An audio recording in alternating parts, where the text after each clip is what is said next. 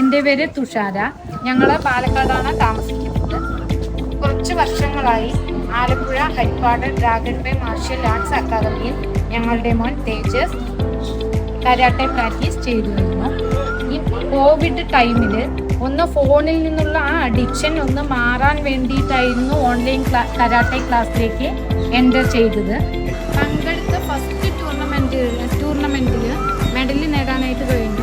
കൂടാതെ state karate കോമ്പറ്റീഷനിലും എല്ലാം തന്നെ അവന് മെഡൽ നേടാൻ കഴിഞ്ഞിട്ടുണ്ട്.